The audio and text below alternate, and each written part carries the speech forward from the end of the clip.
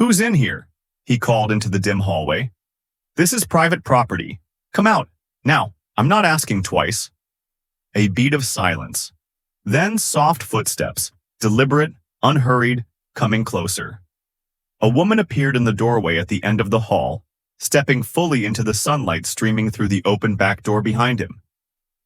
Mid-30s, black, very pregnant. Gray hoodie stretched over her belly, hair in neat twists, one hand resting underneath, the other loose at her side. She looked straight at him, calm but watchful. "Donald, is that you?" The name landed like ice water down his spine. He took half a step back, hand gripping the doorframe. "How the hell do you know my name?" She didn't flinch, didn't step closer. "I saw it on the mail," she said quietly. Tax notices that kept coming, old envelopes in the drawer, on a box in the closet labeled Donald's Things. "Your name was everywhere once I started looking around. I figured the owner had to be named Donald Lucero."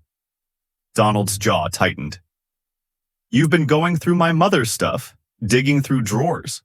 This house has been empty for 28 years. You broke in." "The back door was already open when I found it 3 months ago," she cut in, voice steady. "I didn't break anything.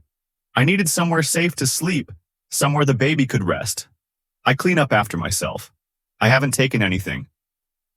She lifted her free hand slowly, showing him a small, faded Polaroid she'd pulled from her hoodie pocket. A little boy, 8 or 9, grinning in the backyard. Sunflowers in the background. The same backyard visible through the kitchen window right now. "I found this in a drawer," she said. I kept it because it made the place feel less empty." Donald stared at the photo. Sunlight caught the edges, colors too bright for something that old. Outside, the low growl of heavy trucks turning onto the street, tires crunching, engines idling, radios crackling. Inside, the woman stood framed in the doorway, perfectly still, waiting. The first truck horn blared, short, impatient, right at the fence line. Donald's thumb hovered over his phone screen. Crew was almost here. He looked from the photo in her hand, to her face, to the swell of her belly. Then back to the photo. The boy was smiling at something just beyond the frame. Something only he could see. The trucks were rolling closer. Donald didn't move. He didn't speak. He just stood on the threshold, sunlight spilling around him, while the woman who knew his name from a handful of old papers watched from the hallway and the machines that were supposed to erase the house rolled in. "Before we continue, I want to speak to you for a moment. If stories like this remind you that kindness still exists, if they make you feel something real in a world that's getting louder and colder, then I'd love to have you here with us. This channel isn't just videos, it's a tiny corner of the internet where good people come together. Where we believe in second chances, in hope, and in humanity. And right now, you're early. You're part of the very first people building this family with me. So if you want to grow with us, if you want more stories that touch your heart, go ahead and subscribe. It's free. It supports the channel more than you know. And it tells me that there are still people out there who believe in kindness just as much as I do. If you have subscribed to this channel, I can officially say welcome to the family. Donald Lucero had built an empire on forgotten places. At 44, he was worth north of $5 billion, mostly from flipping distressed properties across Southern California.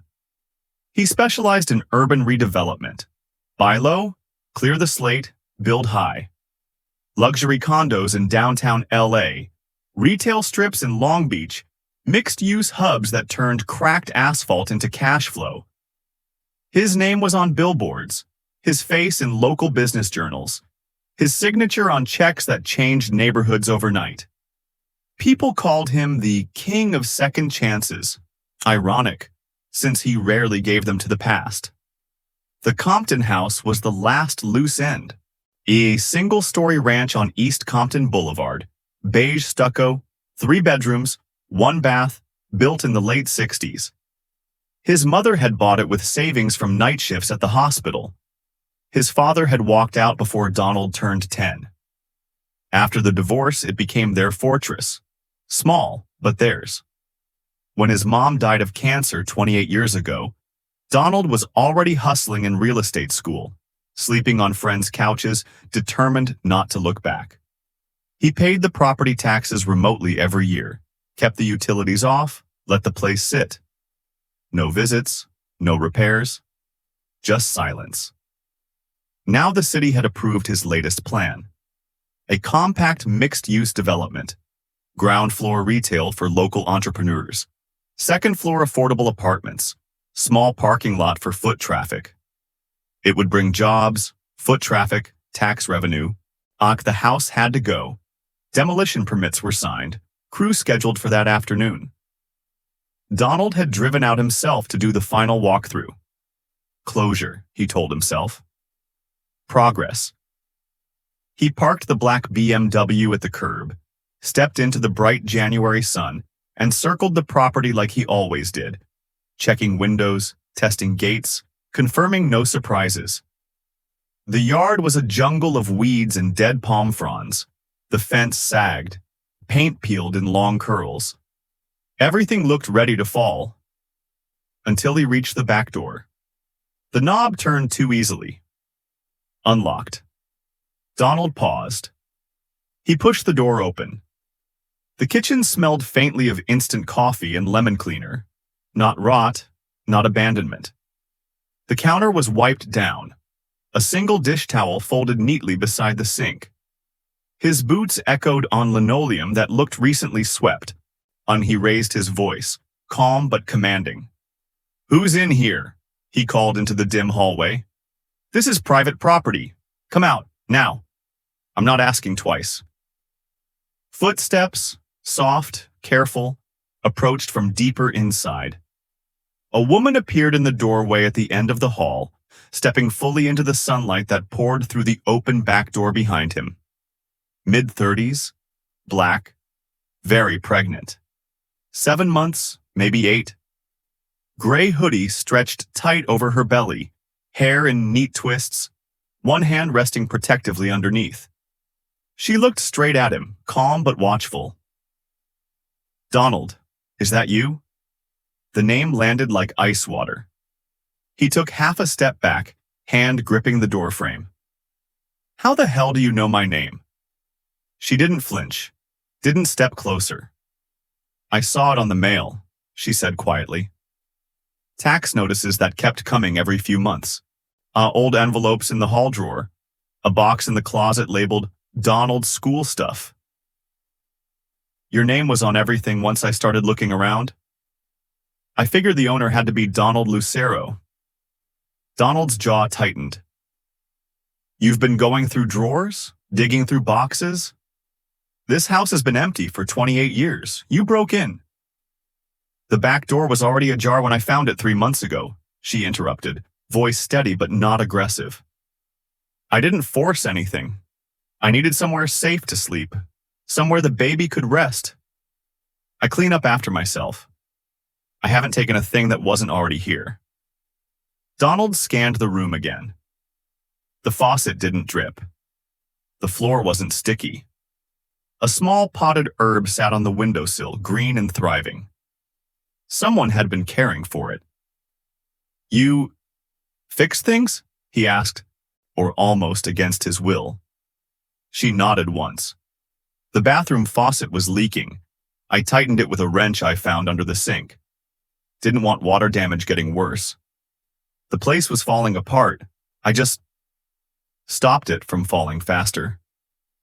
Donald stared at her. He had come expecting graffiti, broken bottles, maybe a couple of teenagers hiding out. Not this. Not a pregnant woman quietly holding the house together like it still mattered. She lowered her eyes for the first time, hand rubbing slow circles on her belly. "My ex left when he found out I was pregnant," she said, voice softer now. "Said he wasn't ready. Rent went up in Inglewood. I couldn't keep up. Lost the apartment. Slept in my car for 2 weeks before I found this place. The door was open. I came in just to sit down. Then I stayed, because it was quiet, because it felt safe. For a little while, Donald felt something twist in his chest.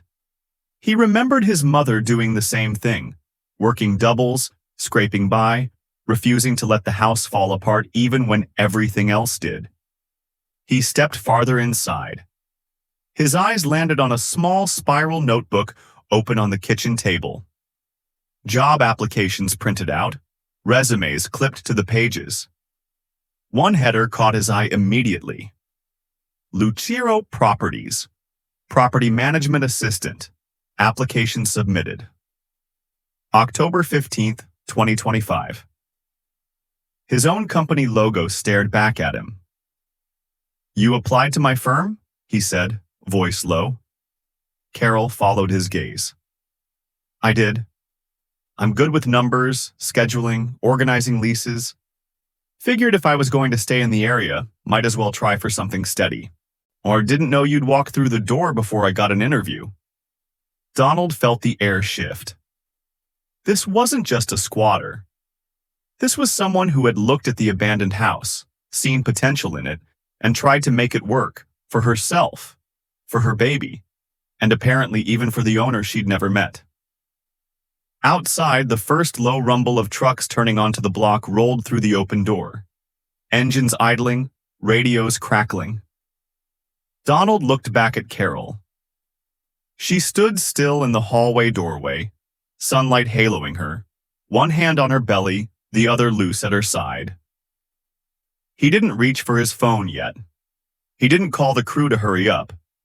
He just stood there, in the kitchen of the house he had come to erase, staring at the woman who had quietly refused to let it die. Yet Donald stood in the kitchen doorway for what felt like a full minute, phone still in his hand, thumb frozen over the speed dial for his crew lead. The trucks were idling outside now. He could hear the low diesel growl, the occasional crackle of a walkie-talkie. 15 minutes ago, he would have waved them in without hesitation. Now the thought made his stomach turn. Carol hadn't moved. She just watched him, quiet, waiting, one hand still on her belly like she was anchoring herself to the floor. He exhaled slowly, lowered the phone. "You can stay tonight," he said. The words came out rougher than he intended. "Just tonight. I need to think. I'll get you a hotel if you want, but stay here for now. I'll tell the crew to stand down." Carol's shoulders dropped a fraction, an invisible weight lifting. "Thank you," she said simply. No tears, no gushing, just gratitude, plain and real. Donald turned away before the moment could settle too deep. He stepped outside, made the call. "Hold off," he told the foreman. "Push it to tomorrow. I'll explain later." He hung up before questions started, then came back in. The sun was dropping fast, painting long gold stripes across the living room floor. Donald flipped on the single working lamp, surprised the bulb still lit. Carol had already moved to the small couch, easing herself down carefully. He sat across from her in the old recliner his mother used to favor. The springs creaked under his weight. Silence stretched between them. Not uncomfortable, just full. Finally, Donald spoke. "I grew up here, just me and my mom after my dad left. She worked nights at the hospital, came home smelling like antiseptic and coffee. I'd wait up sometimes pretending I was studying, but really just making sure she got in safe. We didn't have much, but this house, it was ours, solid, until it wasn't." Carol nodded slowly. "I get that. My mom raised me the same way, alone, working doubles at a diner in Inglewood. She always said the roof over your head is the first promise you keep to your kid. When she passed, I promised myself I'd keep that promise too." She rubbed her belly. "This little girl, she deserves better than what I had. I thought I was giving her that with my ex. Turns out I was wrong. Donald looked at her. Really looked. The exhaustion in her eyes, the stubborn set of her jaw, the way she kept one hand on her stomach like it was both shield and lifeline. It hit him hard. She was doing exactly what his mother had done, day after day, year after year. And he cleared his throat. I'll make some calls tomorrow. Get the plumbing checked, wiring too. Nothing major, just enough so it's safe for you and the baby tonight. Carol gave a small smile. You don't have to. I know, he said, but I'm doing it anyway. The next morning arrived gray and cool, unusual for January in LA. Donald showed up early with 2 paper bags from a corner bodega. Fresh fruit, bottled water, prenatal vitamins he'd Googled the night before, and a box of donuts he remembered his mom liking. Carol was already up, folding her sleeping bag, wiping down the kitchen counter again. They sat at the table with coffee, hers decaf, his black. Donald pulled out his tablet and opened the project files, the 3D renderings of the proposed development. I was going to show these to the city council next week, he said, swiping through images of sleek storefronts, glass railings, a small plaza with benches. Ground floor retail, second floor units, jobs for the block, tax base, all the things they want to hear. Carol leaned in, studying the screen. Looks nice, modern, clean. Donald nodded. Then he swiped to the site plan overlay. The footprint of the new building directly over the existing house, swallowing the backyard entirely. He froze. The backyard, where his mother had planted sunflowers every spring, rows of them, tall and bright, their heads turning to follow the sun like they were listening to her talk. She'd kneel in the dirt, hands black with soil, telling him stories about how flowers didn't care how much money you had. They just needed sun and someone who showed up. The renderings showed concrete and steel where those sunflowers had once stood. Donald's thumb hovered over the screen. He couldn't swipe away. Carol noticed the change in his face. What's wrong? He swallowed. My mom, she planted sunflowers back there, every year. Said they were proof life keeps going even when everything else stops. His voice cracked on the last word. I haven't thought about that yard in 28 years. I was going to pave it over like it never existed. Carol reached out slowly, placed her hand on the edge of the tablet, not touching him, just grounding the moment. Sometimes we forget what we're really tearing down, she said softly. Donald closed the tablet. The room felt smaller suddenly, the air thicker with memory. Later that afternoon, while a plumber worked on the bathroom pipes and an electrician checked the outlets, Carol winced sharply from the couch, hand pressing low on her belly. Donald was across the room in 2 strides. You okay? She exhaled through her teeth, then gave a small laugh. She's strong, kicking like she's trying to breakdance in there. Feels like she's already running late for something. Donald knelt beside the couch, hesitant. Does it hurt? Sometimes. Mostly just reminds me she's real, that this is happening. Carol looked up at him. Your mom ever tell you stories about being pregnant with you? He nodded slowly. All the time. Said I kicked so hard she thought I was trying to get out early. Said it made her laugh even when everything else was falling apart. Carol's eyes softened. So, sounds like she was tough. She was, Donald said. Tougher than me. The plumber's drill whirred in the background. Sunlight slanted through the window, catching dust motes in the air. Donald stayed kneeling there a moment longer than he needed to. For the first time in 28 years, the house didn't feel empty. It felt like it was remembering how to breathe. The days blurred into a quiet rhythm Donald hadn't known he was capable of. By the second morning, he'd already made the calls. A licensed plumber arrived before noon to replace the corroded pipes under the bathroom sink and install a new shutoff valve. An electrician followed in the afternoon, running fresh wiring to the outlets, and checking the breaker box so the house wouldn't short out if they used more than one light at a time. Donald paid cash, double what they quoted, just to keep things moving fast and quiet. No permits, no paperwork, no questions. He told himself it was practical. If Carol was staying a few more nights, the place had to be safe. That was all. He showed up each day with supplies, grocery bags from Ralph's filled with fresh vegetables, eggs, milk, whole grain bread, and every prenatal vitamin brand the pharmacist recommended. A portable heater for the bedroom when the nights turned chilly. On a new mattress pad and clean sheets he picked up from Target on the way. Carol accepted each delivery with a quiet, "Thank you," never asking for more, never assuming it would continue. They talked in the evenings after the workers left. Simple things at first. How the neighborhood had changed since the 90s, which corner store still made the best tamales, how the metro line had finally reached closer to Compton. Then deeper.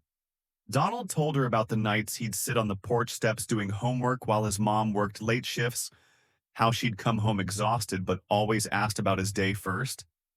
Carol shared fragments of her own story. Growing up in South LA, losing her mom to diabetes complications, scraping by as a leasing coordinator until the industry slowed and her ex decided fatherhood wasn't part of his 5-year plan. On one afternoon, while the electrician tested the outlets in the living room, Donald climbed the pull-down ladder to the attic. Dust motes danced in the beam of his flashlight. Boxes were stacked neatly, his mother's handwriting on the sides in faded marker. Donald's trophies, school papers, photos, keep. He dragged a few down to the living room floor. Carol sat cross-legged beside him, belly making the position awkward but determined. Together they opened the first box, report cards, science fair ribbons, a cracked Polaroid camera he'd begged for in middle school. Carol lifted a small wooden frame from the bottom. A photo of Donald at 10, gap-toothed grin, arm around his mother on the front porch. She was laughing, head thrown back, the kind of laugh that made the whole house feel lighter. "She looks happy," Carol said softly. "Yeah, she was," Donald replied, "even when things were hard, especially then." They kept going. Old letters from distant relatives, a Mother's Day card he'd made in 3rd grade with construction paper flowers glued crookedly. Then a leather-bound journal, spine cracked, pages yellowed. Donald opened it carefully. The entry started in the year after his father left. March 12, 1995. Donald asked why Daddy doesn't come home anymore. I told him sometimes grown-ups make choices that hurt everyone. He hugged me so tight I thought my ribs would crack. I promised him we'd be okay. I have to make sure we are. He turned pages slowly. October 3rd, 2000. Donald got into that real estate program at the community college. He's working 2 jobs and still studying till 2 a.m. I'm so proud I cry when he's not looking. But I worry he's running so fast he'll forget where he started. This house holds all our memories. I hope one day he comes back and sees it wasn't just a place to leave. Donald's throat closed. He read the last entry, dated 3 weeks before she died. January 18th, 1998. The doctors say it's spreading. I don't have long. Donald's in San Diego closing his first deal. He sounded so excited on the phone. I didn't tell him how bad it is. He'll come when he can. I just hope when he does come home he finds a way to make it right. Not for me, but for himself. This house has so much love left in it. Don't let it go to waste, baby. Come back. Make it right. The journal slipped from his hands. He pressed his palms to his eyes. Carol didn't speak right away. She just reached over, placed her hand on his forearm. Light, steady. "She knew you'd come back," she said quietly. "She believed in you even when you didn't believe in yourself." Donald nodded, unable to look up. "I didn't come to her funeral. I told myself I was too busy closing a deal." Truth is, I was scared. Scared if I came back, I'd never leave again, that I'd be stuck here forever. You're here now, Carol said. He finally met her eyes. Yeah, I am. Later that evening, after the workers had gone and the house settled into quiet, Carol sat at the kitchen table sorting through a stack of Donald's old project binders he'd brought from his office. Early sketches, site plans, notes from his first flips. She flipped through one, brow furrowed. You always build parking lots in the back? Donald shrugged. Maximizes retail space, more cars, more customers. Carol tapped a rendering. But it cuts off the backyard. No green space, no place for kids to play. In a neighborhood like this, people need somewhere to breathe. Maybe put the parking on the side, open up the rear for a small garden or playground. Community-oriented. People remember who thought about them, not just their wallet. Donald stared at the page, then at her. You're right, he said slowly.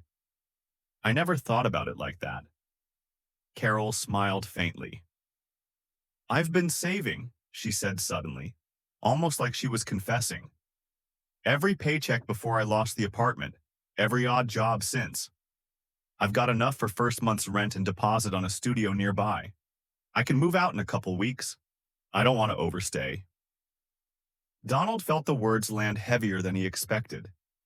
He looked around the kitchen, the clean counters, the potted herb thriving on the sill, the faint sound of the new heater humming in the bedroom. The house felt alive. Warm. Like it had been waiting. I don't want you to go, he said, before he could stop himself. Carol's eyes widened slightly. Not yet, he added quickly. Or maybe not at all. Not until the baby comes. Not until we figure this out. This place, it's better with you in it, with both of you. She studied him for a long moment. Then she nodded once, small but sure. Okay, she said. For now. Outside, the Compton night settled in, streetlights flickering on, distant music drifting from a passing car, the faint smell of barbecue smoke on the breeze. Inside, the house held them both, quietly, steadily, remembering how to be home. The weeks slipped by like pages in a book Donald hadn't known he was reading. May Carol's due date crept closer, first 2 weeks out, then one, then days. The house had transformed in small, steady ways. Fresh paint on the living room walls, soft cream, chosen together from samples at Home Depot. A new crib delivered and assembled in the spare bedroom, curtains that let in light without letting in the glare. Donald came every evening after work, sometimes staying late to sit on the porch with Carol, talking about nothing and everything. The neighborhood noticed. A few curious glances turned into waves, then short conversations over the fence. The house that had sat silent for 28 years was breathing again. One quiet Thursday evening in late March, they sat in the kitchen after dinner, Donald with coffee, Carol with herbal tea. The windows were open, and a warm breeze carried the scent of jasmine from the neighbor's yard. They were talking about names. Carol liked Hope for a girl, Elias for a boy. Donald smiled at both, admitting he'd always liked simple, strong names. Carol laughed softly. You're getting sentimental, Mr. Lucero, he shrugged. Maybe. Blame the house. She shifted in her chair, then froze. A small gasp escaped her. Donald looked up. You okay? Her hand went to her belly, then lower. Her eyes widened. My water just broke. Time compressed. Donald was on his feet in an instant, chair scraping back. Okay. Bags by the door. Cars out front. Breathe. Just breathe. Carol nodded, gripping the table edge as another contraction rolled through. Donald grabbed her hospital bag, helped her to the door, then half-carried her to the BMW. And the drive to Martin Luther King Jr. Community Hospital was a blur of red lights and Donald's calm, steady voice. You're doing great. We're almost there. I'm right here. In the delivery room, he stayed, gloved, masked, holding her hand through every push. Carol was fierce, focused, exhausted. Hours later, at 2:17 a.m., a healthy baby girl arrived, crying loud and strong, dark curls already visible under the cap. The nurse placed her on Carol's chest. "She's perfect," Carol whispered, tears streaming. Donald stared, throat tight. "Yeah," he managed. "She is." He stepped into the hallway afterward, pulled out his phone, and emailed his project manager one line. "Cancel Compton demo. Pivot to full restoration. Community priority. Details tomorrow." Then he called the crew foreman personally. "No bulldozers, not today. Not ever." Back in the room, Carol looked up from the baby. "What did you do?" Donald sat beside the bed.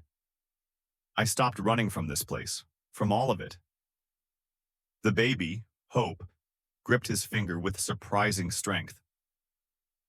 Donald felt something break open inside him, clean and final. Months passed in a gentle rush. The house was restored top to bottom. New roof, updated kitchen, hardwood floors refinished, backyard replanted with sunflowers that bloomed bright and tall by summer. Donald moved in part-time at first, then fully. He kept his Beverly Hills condo for meetings, but Compton became home. One warm Saturday in July, they hosted a housewarming barbecue. Neighbors came, old-timers who remembered Donald's mom. Young families from down the block, kids running through the sprinklers in the backyard. Smoke rose from the grill. Music played low from a Bluetooth speaker.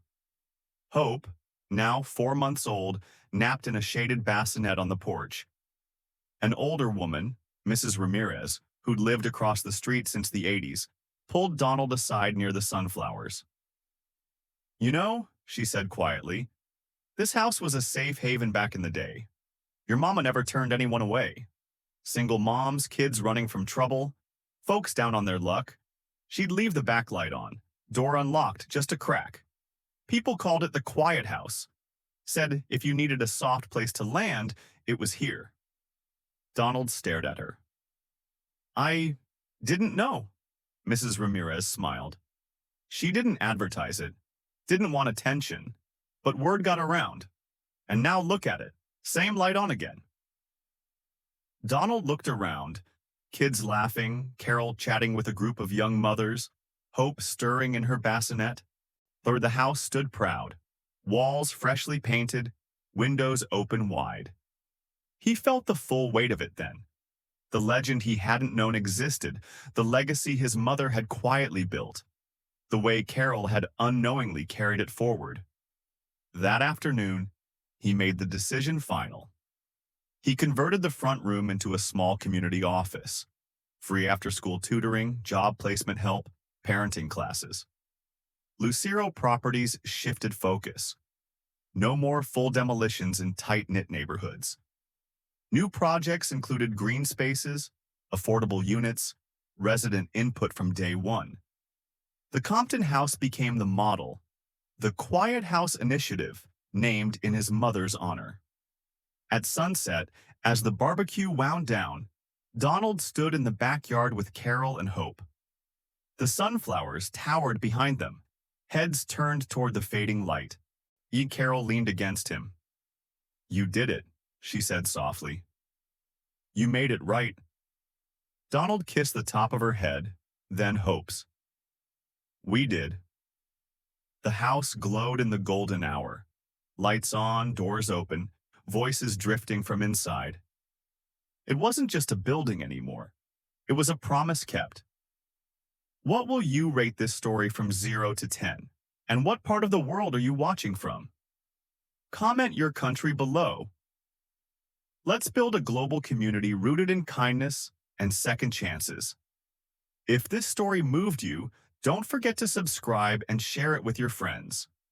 Your support brings us closer to our 1,000 subscriber milestone and inspires us to keep creating more emotional stories of resilience, healing, and Black excellence. Thank you for being part of our journey. Your presence matters more than you know. Hope to see you again.